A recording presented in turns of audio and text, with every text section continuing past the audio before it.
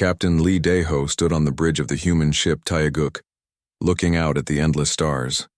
The ship moved slowly through space near the edge of Coalition territory. For 3 months, they had been doing the same boring patrol route. Check this system, scan that planet, send reports back to Earth. Nothing ever happened out here. The Taeguk was not like other ships in the galaxy. Most alien vessels were smooth and clean, with bright lights and comfortable rooms. The human ship looked rough and strong, built like it could survive anything. The walls were thick metal and everything was made to last.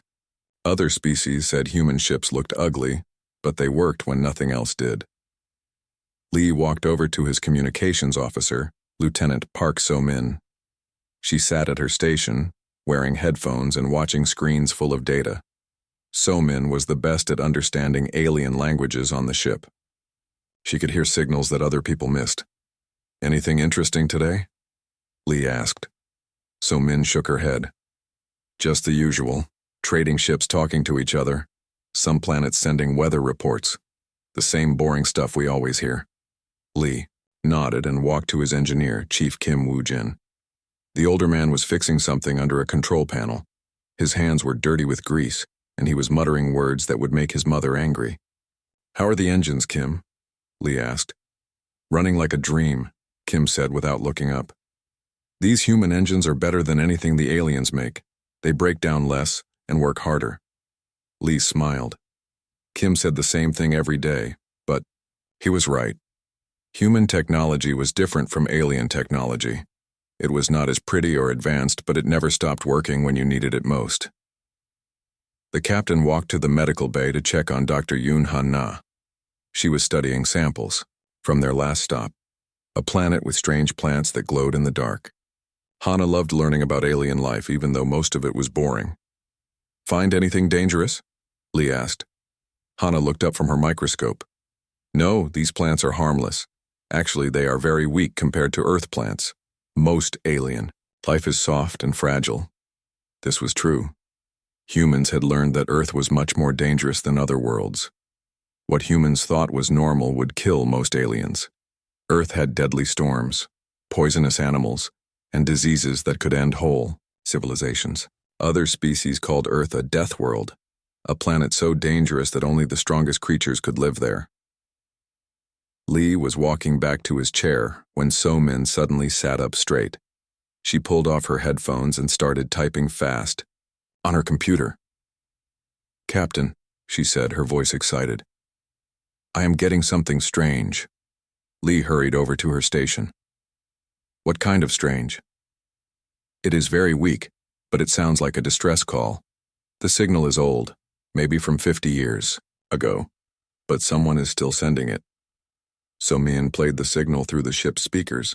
It was just noise at first, static and beeps that meant nothing. But underneath the noise there was a pattern. "Can you clean it up?" Lee asked. "I am trying." So-min's fingers moved over her controls.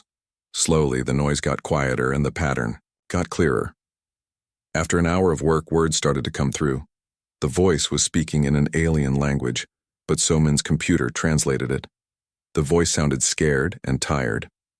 "This is Kalara Prime calling anyone who can hear us. We are under attack. The hegemony has taken our system. They are draining our worlds. The coalition fleet is gone. Please, someone help us. We are the Villani people. We do not want to die." The message repeated over and over. Lee felt cold as he listened. The Villani were a peaceful people who never hurt anyone. They made beautiful art and grew amazing food. They were friends to everyone in the galaxy. "How old is this message?" Lee asked. So-min checked her readings. 3 days. "Captain, this is happening right now." Lee called his crew together on the bridge.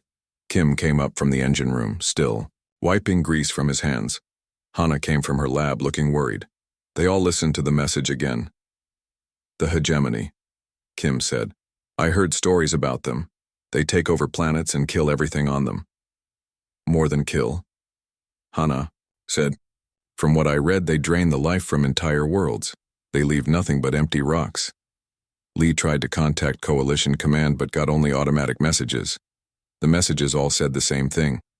Coalition forces are pulling back to core worlds. All Outer Rim territories should evacuate immediately. They are running away, So-min said, anger in her voice. Lee thought about this. The Coalition was supposed to protect all member worlds, including Earth. But when real danger came, they ran to save themselves. They left the weak worlds to die alone. What about the other ships in this area? Lee asked. So-min checked her communications. 2 Altarian cruisers left yesterday. A Zenthari trading fleet jumped to hyperspace this morning.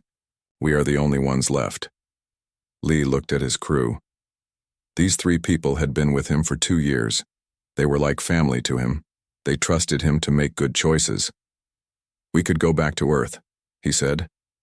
Report what we found and let command decide what to do. How long would that take? Hana asked. 2 weeks to get home, maybe another week for command to decide, then 2 weeks to get back here, Lee said. The Villani will be dead by then, Kim said quietly. Lee nodded. This was the problem. By the time Earth could send help, there would be no one left to save. The hegemony moved fast, destroying everything in their path. There is something else, So-min said. She had been working at her station while they talked. I found more signals, weak ones from other systems. The hegemony is not just attacking Kalara Prime. They are taking over this whole region of space. She put a map on the main screen. Red dots showed where the hegemony was attacking. There were dozens of them, spreading like a disease across the galaxy. This is bigger than just one planet, Lee said. They are trying to take over everything out here. The crew was quiet for a moment. They all understood what this meant. If the hegemony took control of this region, they would be stronger. They could attack more worlds, including the Coalition core worlds, maybe even Earth. Captain, Kim said, the Taguk is just an exploration ship. We have some weapons, but we are not a battleship. What can we do against an enemy that destroyed the Coalition fleet? Lee thought about this. Kim was right. One human ship could not fight the hegemony alone. But maybe they did not have to fight alone. Earth has been part of the Coalition for 50 years, Lee said. But we always stayed separate. We kept our own ships, our own military, our own way of doing things. The other species think we are strange because we come from a death world. So? So-min asked. So maybe being strange is exactly what we need right now, Lee said. The Coalition tried to fight the hegemony with normal tactics and lost. Maybe it is time to try something different. Lee made his decision. He walked to the communication station and opened a channel to Earth. This is Captain Lee Dae-ho of the exploration vessel Taguk calling Earth Command. Priority Alpha message follows. He took a deep breath and continued. We have discovered an enemy force called the hegemony attacking Coalition worlds. The Coalition fleet has been destroyed or has retreated. Civilian populations are being massacred. The Villani homeworld is under attack and calling for help. Lee paused, knowing his next words would change everything. Request permission to answer their distress call.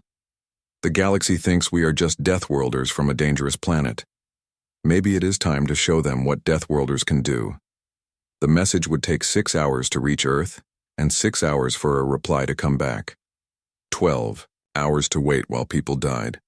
But Lee had already made up his mind. With or without permission, he was going to help. Admiral Cho Min-ho sat in his office on Earth reading reports from the Outer Rim. The news was bad. 3 more systems had gone quiet in the last day. The Coalition was pulling back faster than anyone expected. Their mighty fleets were running, home like scared children. Cho was an old man with gray hair and tired eyes. He had spent 40 years in Earth's space navy, fighting pirates and protecting human colonies. He had seen war before, but nothing like this. His computer beeped with an incoming message. Priority Alpha, the highest level of emergency. The message was from Captain Lee Dae-ho, one of Cho's best officers. Lee had been Cho's student at the Naval Academy 15 years ago. Cho listened to Lee's message twice.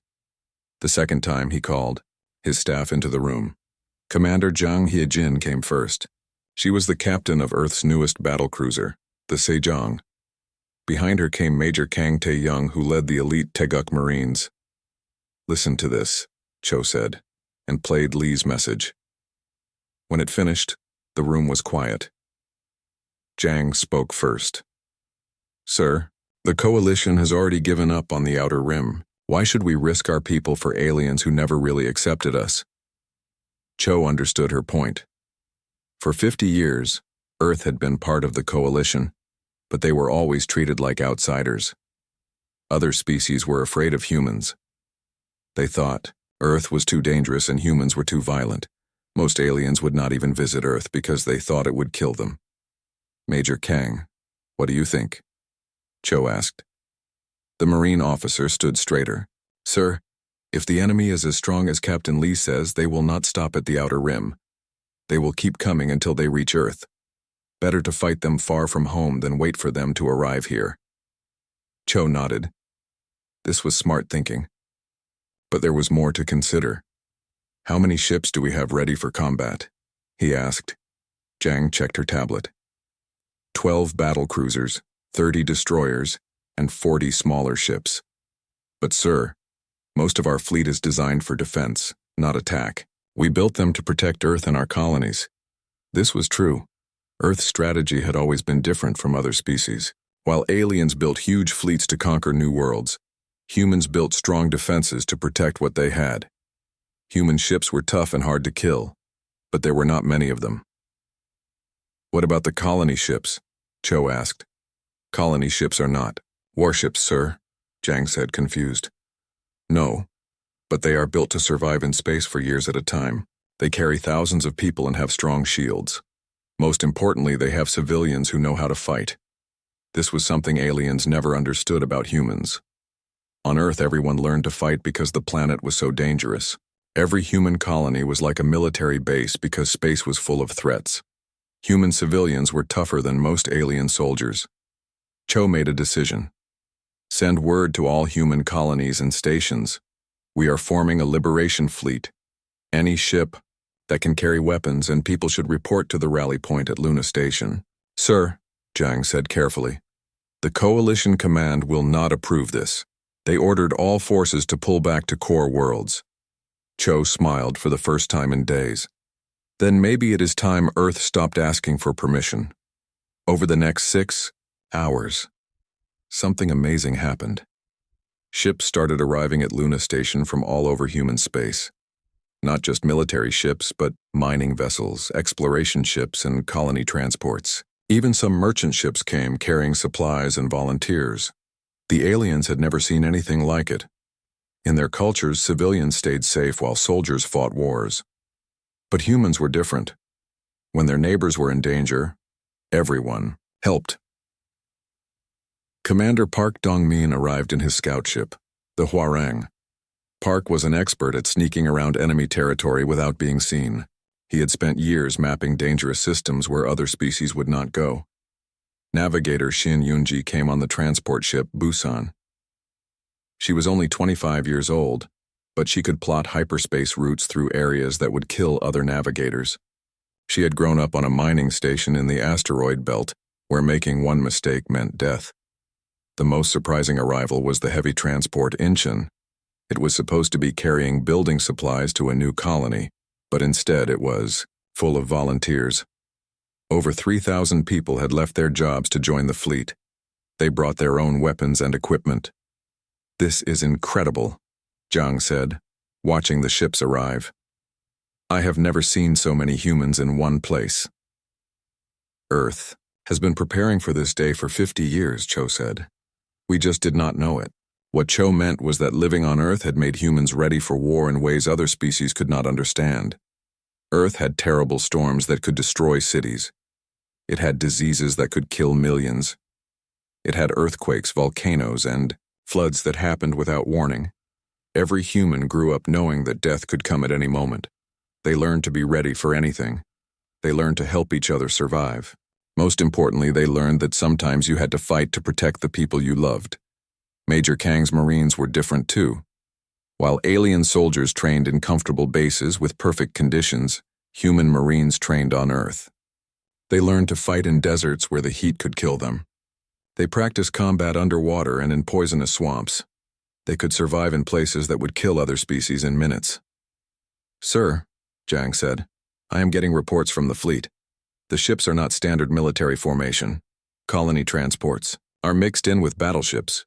Civilian volunteers are working alongside professional soldiers. Good, Cho said. Let the aliens think we are disorganized. They will learn the truth soon enough. The truth was that human tactics were based on survival, not military traditions.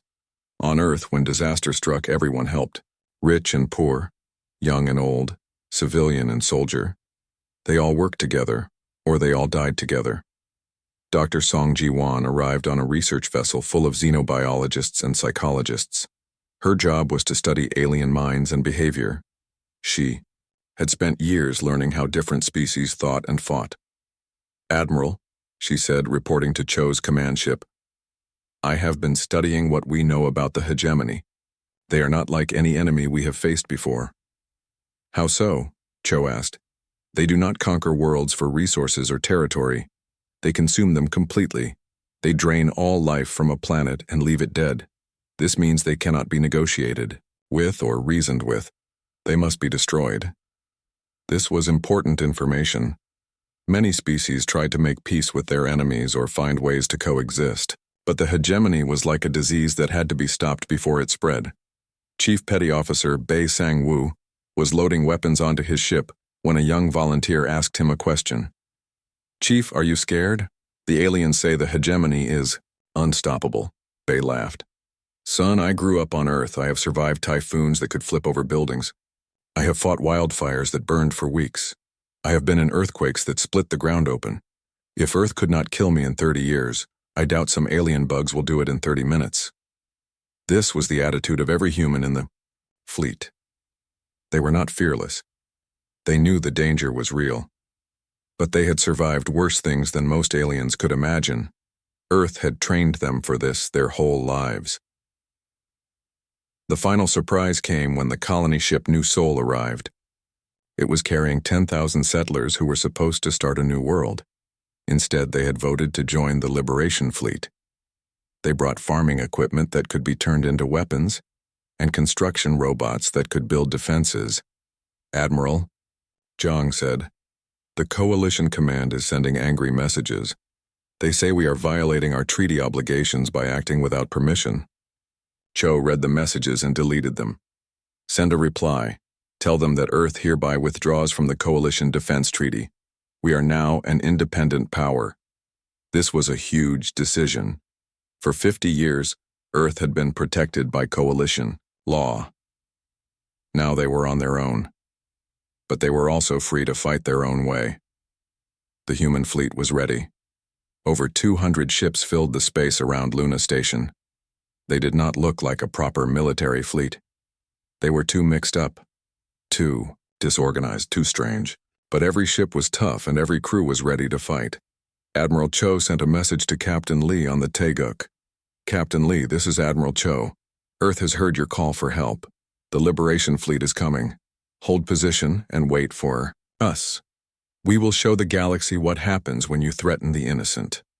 The fleet jumped to hyperspace, heading for the outer rim. Behind them, Earth continued its preparations. If the Liberation Fleet failed, the planet would be ready for war. But Cho did not think they would fail.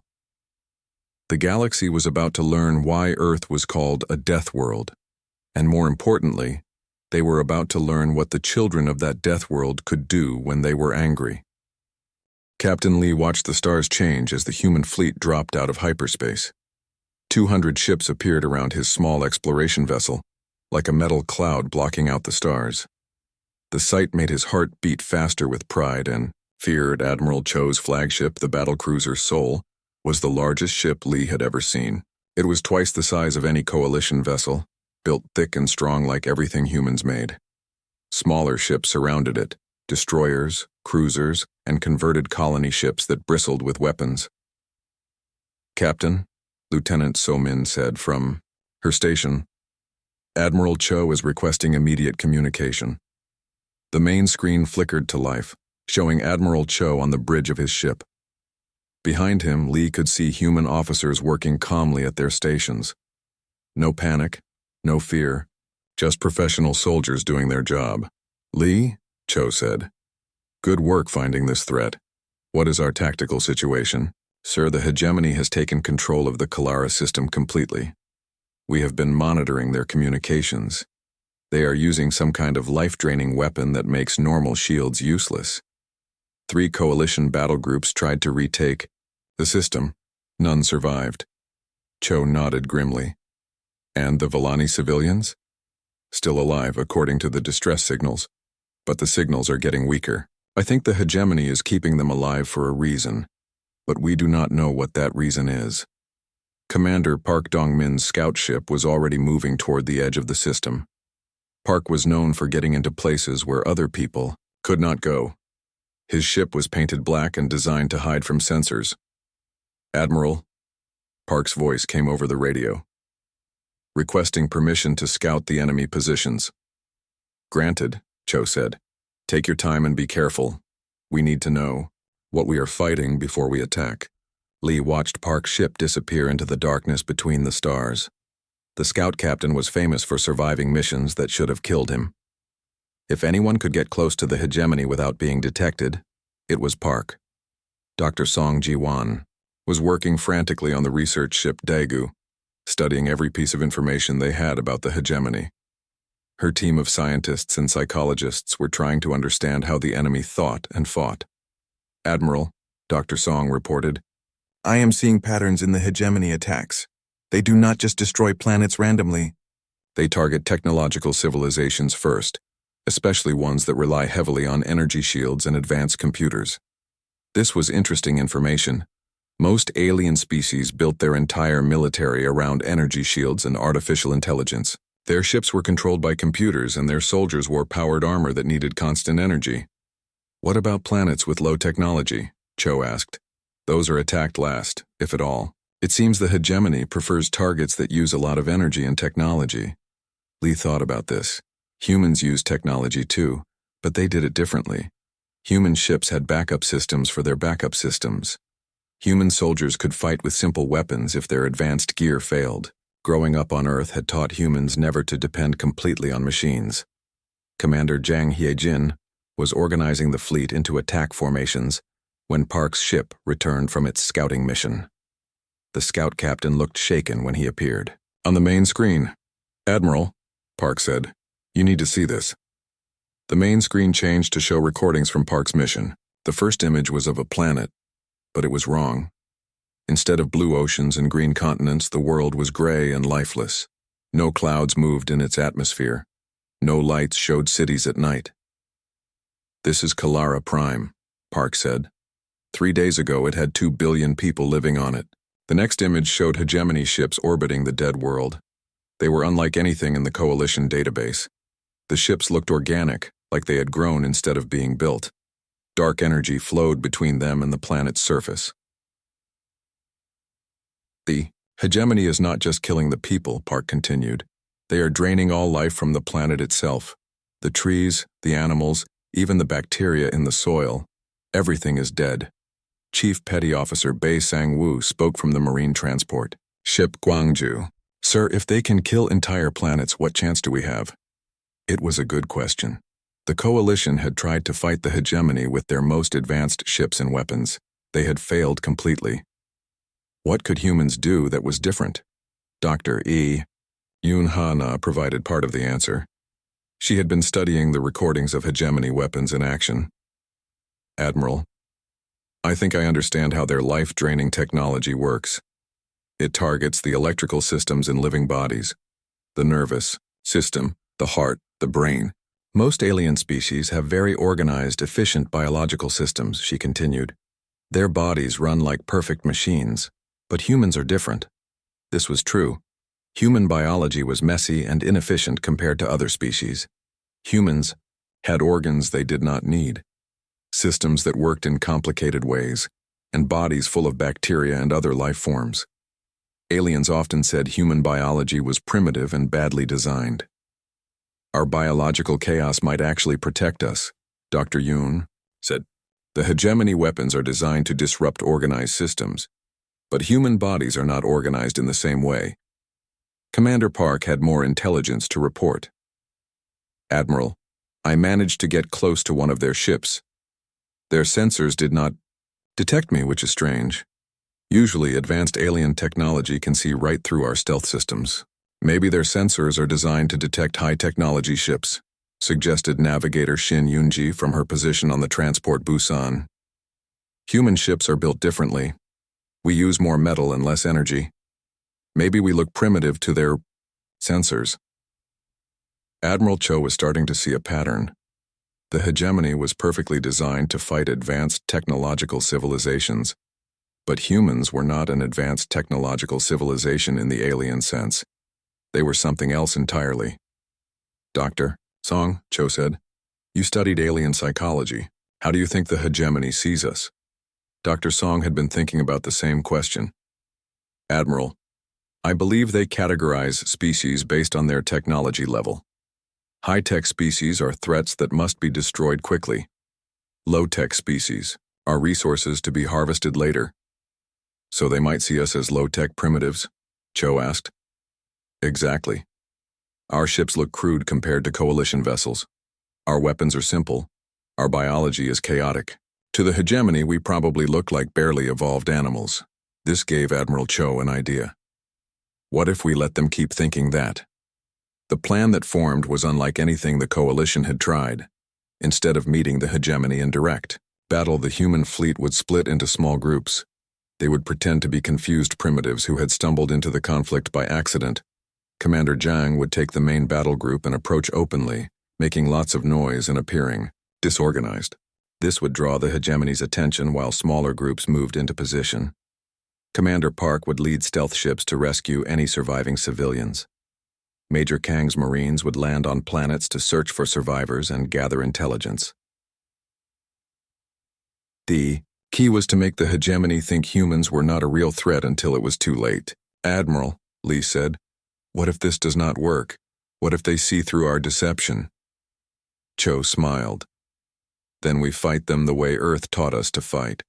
We survive whatever they throw at us, and we keep fighting until they are dead. The fleet began to move toward the Kalara system. As they traveled, Chief Bei was training volunteers in close combat. Remember, he told them, if your gun breaks, use your knife. If your knife breaks, use your hands. If your hands are broken, use your teeth. Humans do not give up. Dr. Yoon was preparing medical supplies for treating alien refugees. Most human medicines would kill other species, but she had developed treatments that could work on different biologies. Navigator Shin was plotting escape routes in case the mission failed. But she was also plotting attack routes that would take the hegemony by surprise. As the human ships approached the edge of the Kalara system, they detected the first hegemony patrol. 3 organic ships, each the size of a coalition destroyer, were guarding the hyperspace exit point. This is it, Admiral Cho announced to the fleet. Remember, we are confused primitives who do not understand what we have walked into. Let them make the first move. The hegemony ships approached the human fleet. Strange signals passed between them. Not radio or laser communications, but something deeper and more alien. Then the signals stopped. The hegemony ships began to move away, apparently dismissing the humans as harmless. They took the bait, Commander, Zhang whispered over the radio. Good, Admiral Cho replied. Now let us show them what harmless primitives can do. The liberation of Kalara Prime was about to begin, and the galaxy was about to learn that sometimes the most dangerous enemy is the one you underestimate. The first battle began by accident. Commander Park's scout ship was moving silently through the asteroid field around Kalara Prime when a hegemony patrol spotted him. The alien ship fired first, a beam of dark energy that should have drained all life from Park's vessel. Instead, Park's ship shook but kept flying. The hegemony weapon had failed to kill the human crew. All ships, this is Park, the scout captain reported calmly. The life drain weapon does not work on us like it should. I repeat, we can survive their primary weapon. This news spread through the human fleet like electricity. Dr. Yoon had been right. Human biology was too chaotic for the hegemony weapons to drain completely.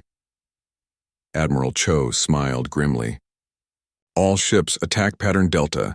Show them what Deathworlders do when someone tries to kill them. The human fleet burst into action, but they did not fight like the Coalition forces had fought.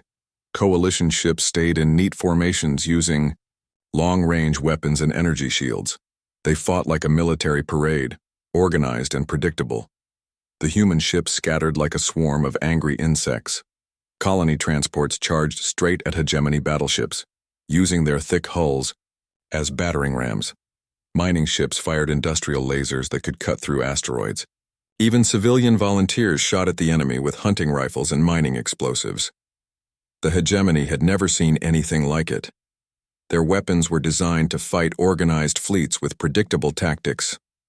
But humans fought like Earth had taught them, using whatever worked, no matter how crazy it looked. Lieutenant Colonel Yu Jae-hyun led a group of converted cargo ships in a flanking maneuver that no military academy would have approved. His ships flew through the debris field of a destroyed space station, using the wreckage as cover. When hegemony ships tried to follow, the aliens could not navigate the dangerous obstacle course as well as humans who had grown up dodging space junk. Target their command ship, Yu ordered his pilots. We do not need to destroy it, we just need to confuse it. The cargo ships opened fire with weapons that were never meant for space combat. Magnetic grappling hooks, normally used for moving. Cargo containers, wrapped around hegemony ships and held them in place.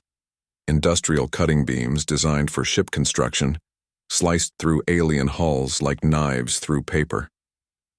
The hegemony command ship tried to escape, but Chief Bay's Marines had already boarded it.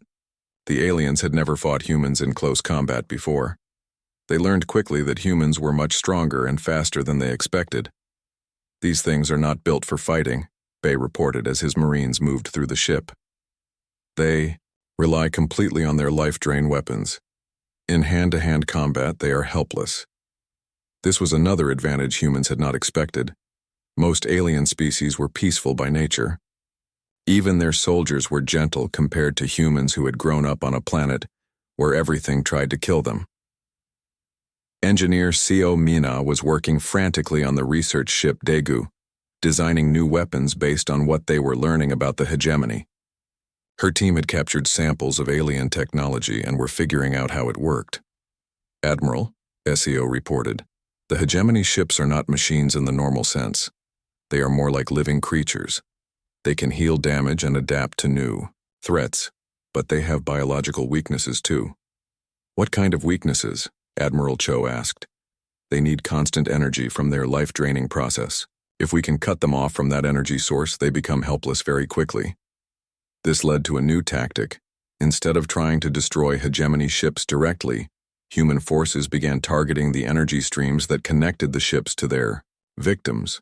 Mining ships used electromagnetic pulse weapons normally used for asteroid blasting to disrupt the alien technology. Captain Han Subin was testing the experimental fighter Hwarang when she discovered another weakness.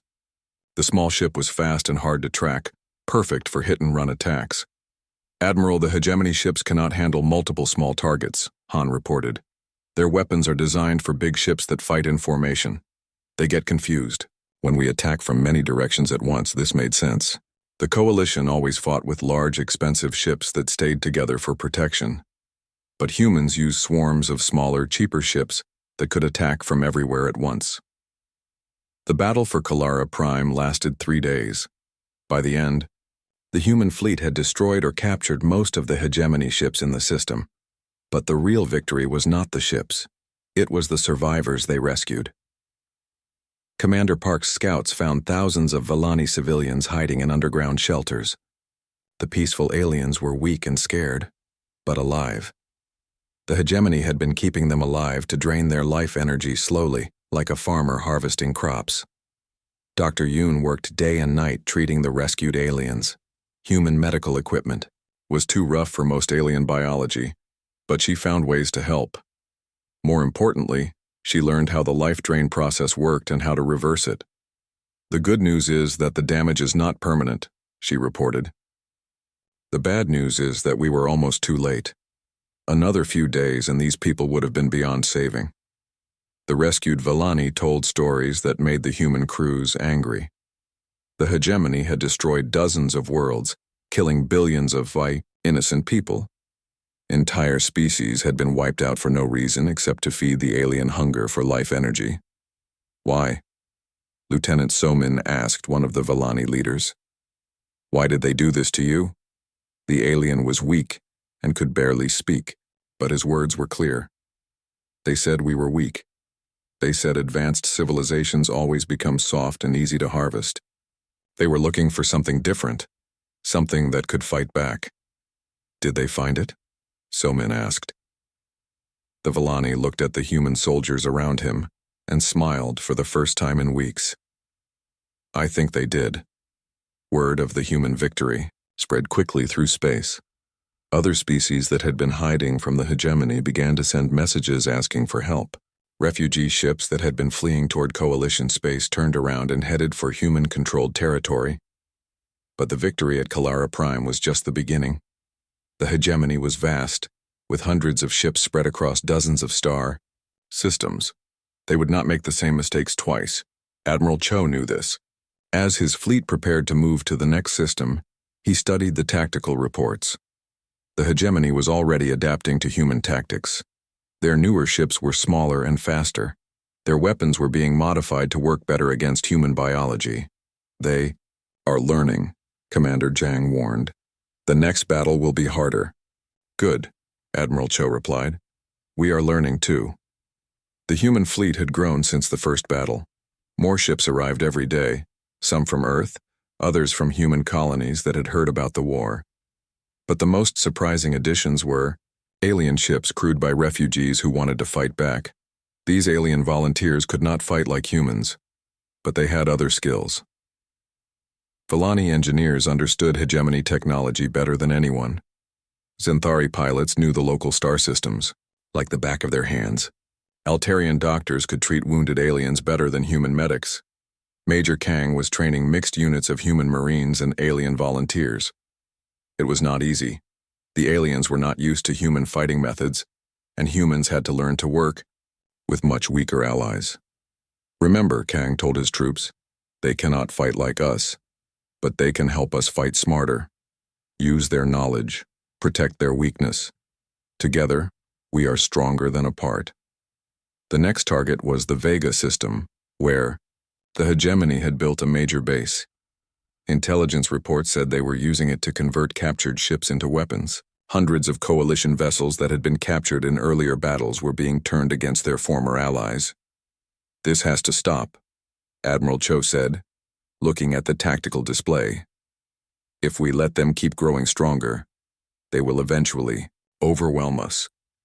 The attack on Vega would be the biggest battle yet. The human fleet now numbered over 500 ships, but the hegemony had even more. This time, there would be no surprise advantage. Both sides knew what they were fighting. Captain Lee stood on the bridge of the Tagak, now upgraded with new weapons and better armor. His ship had become famous throughout the fleet as the vessel that first discovered the hegemony threat. Young officers wanted to serve with him, and alien refugees told stories about the brave human captain who answered their distress call. Captain, Lieutenant Somin reported, we are receiving a transmission from the hegemony base at Vega. Put it through, Lee ordered. The voice that came through the speakers was not alien. It was human, or had been human once. The words were cold and emotionless. Human fleet, this is the Vega Collective. We were once like you, but we have evolved beyond individual existence. Join us willingly, and your deaths will be quick. Resist, and we will drain your worlds slowly while you watch. The transmission ended. The bridge was silent for a moment. Well, Chief Kim said finally, I guess they do not want to be friends. Despite the grim situation, Lee found himself smiling. That was so typically human, making jokes when facing certain death. It was exactly the attitude that would win this war. The final phase of the campaign was about to begin. The Vega system looked like a nightmare. Where once there had been a beautiful star with peaceful planets, now there was only darkness and death. Massive hegemony structures floated in space, connected by streams of stolen life energy. The planets below were gray and lifeless, their entire biospheres consumed. Fleet Admiral Choi In-soo stood on the bridge of the new flagship Cheonan, watching the enemy base grow larger on the main screen. Choi had replaced Admiral Cho after the older man was wounded in the battle for the Rigel system. The promotion had come with a message from Earth. Humanity was now officially at war. "Admiral," reported Colonel Nam Hyun-woo from the assault. "Carrier Dokdo. Marine forces are ready for the final attack. We have 30,000 troops standing by." The human liberation fleet had grown beyond anyone's expectations. Over 1,000 ships now carried the flag of free Earth, including vessels from 50 different alien species. What had started as a rescue mission had become a full rebellion against the hegemony. Dr. Lee Young-mi worked frantically in her laboratory aboard the science vessel Sejong. Her team had been studying hegemony technology for months, looking for weaknesses. What they had found was both terrifying and hopeful. "Admiral," Dr. Lee reported, "we have identified the source of their power. The hegemony is not just an invasion force. It is a test." "A test?" Admiral Choi asked. "They were created by an ancient civilization that wanted to find species worthy of survival. The hegemony consumes any race that becomes too dependent on technology and loses the will to fight. But if they find a species that can resist them, they are programmed to self-destruct. This changed everything. The humans had been fighting to save lives, but they were actually taking part in a cosmic examination. Every battle, every victory, every act of courage was being measured by an intelligence older than their sun. So if we win, they just disappear?" Colonel Nam asked. "Not exactly," Dr. Lee replied. "First, their central intelligence will try to convince us to join them voluntarily. It will offer us power, knowledge, and immortality. If we refuse, then yes, they will self-destruct and release all the life energy they have stolen." Captain Lee Dae-ho listened to this conversation from his station aboard the Taeguk. His ship was now the flagship of the Scout Division, responsible for finding weak points in enemy defenses. The past months of fighting had changed him from an exploration captain into a veteran warrior. "Doctor," Lee said, "what happens if we say yes? What if we accept their offer?" Dr. Lee's face was grim. "Then humanity becomes the new hegemony. We would be given the power to consume other species and test them in turn. We would become the monsters we are fighting." The human fleet moved into attack formation as they approached the Vega base. But before they could begin the assault, space around them filled with hegemony ships. Thousands of them, more than the humans had ever seen in one place. "All ships, this is Admiral Choi," came the voice over the fleet communications. "Remember what we are fighting for. Remember who we are. Earth did not teach us to give up when things get hard." The battle that followed was unlike anything in galactic history. Human ships crashed into hegemony vessels like hammers hitting glass. Alien refugees fought alongside human marines, united by their hatred of the enemy. Even the smallest civilian transports joined the fight, ramming hegemony ships with their reinforced hulls. Captain Han Subin led a squadron of fighters through the enemy defenses, her ship the Hwarang dancing between energy beams that would have vaporized any other pilot. Behind her flew alien pilots and human-built fighters, their skills improved by months of training with Deathworlder instructors. "Target the energy collectors," Han ordered her squadron. "Cut off their power source." And they become sitting ducks. The fighters dove toward the massive structures that drained life from captured worlds. Human weapons, designed for mining and construction, proved perfect for destroying the alien technology. Industrial lasers cut through energy conduits while electromagnetic pulse bombs disrupted control systems. Chief Petty Officer Bae Sang-woo led the first boarding party onto the central hegemony command structure. His Marines moved through corridors that pulsed like living tissue, fighting enemies that were part machine and part organic horror. "These things used to be people," Bae reported as his squad advanced. "Different species from all over the galaxy. The hegemony turns its victims into soldiers." This made the fighting harder. The Marines were not just fighting monsters. They were fighting the enslaved souls of billions of innocents. But they pressed on, knowing that victory would free those souls from eternal suffering.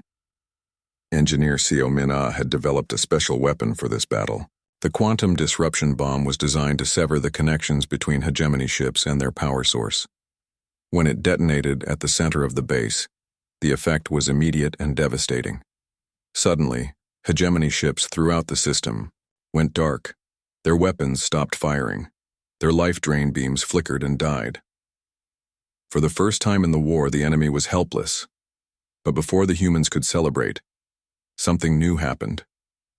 The space around the fleet began to change, reality itself twisting into new shapes. When the distortion cleared, a single massive ship hung before them, larger than any human city, older than human civilization. A voice spoke directly into the minds of every person in the fleet. It was not heard through their ears, but felt in their souls. "Humans of Earth," the voice said, "you have passed the test. You have proven that your species values life over comfort, courage over safety, and freedom over power. You are worthy." Admiral Choi felt the presence, examining his thoughts, measuring his intentions. Around the fleet, other captains reported the same experience. The ancient intelligence was looking inside each of them, judging their character. "We offer you ascension," the voice continued. "Join with us and we will give you the power to shape the galaxy. You will become the guardians of life, testing other species as we have tested you. You will live forever and know all things." The offer hung in space like a poisonous cloud. Every human in the fleet could feel the temptation. They could have anything they wanted: power, knowledge, immortality. All they had to do was accept. Admiral Choi spoke for all humanity when he answered. "We did not fight this war to become gods," he said. "We fought it to save lives. Keep your power. We will find our own way." The ancient presence seemed surprised. "You refuse? Even knowing that your species will remain mortal? Even knowing that you will face challenges that could destroy you?" "Especially knowing that," Captain Lee added from his ship. "If we cannot face challenges on our own, then we do not deserve to survive them." The voice was silent for a long moment. When it spoke again, there was something like approval in its tone. "Very well. You have chosen wisely. The test is ended."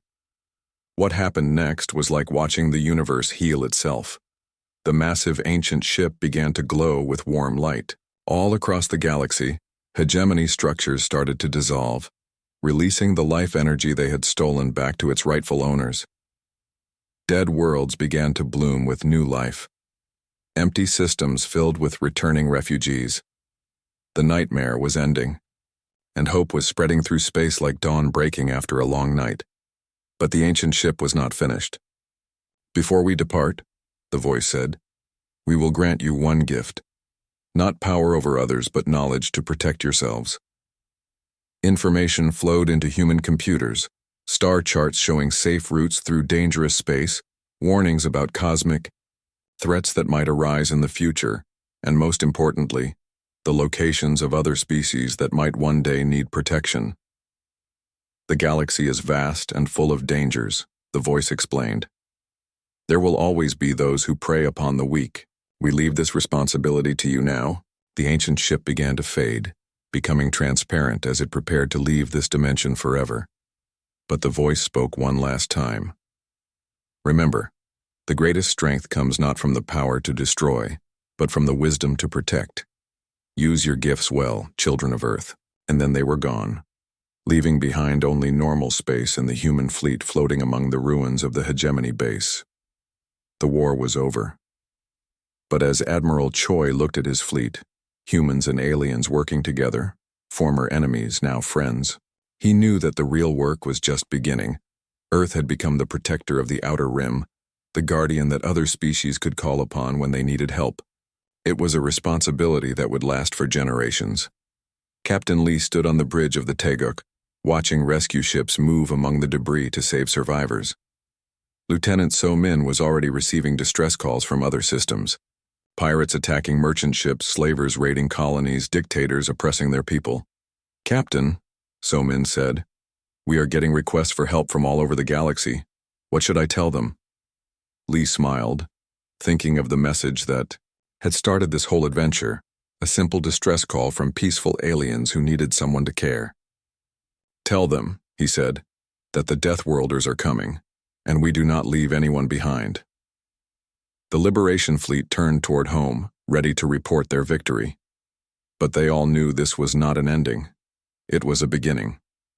Earth had found its place in the galaxy at last, not as conquerors or rulers, but as protectors of those who could not protect themselves, and somewhere in space, other species facing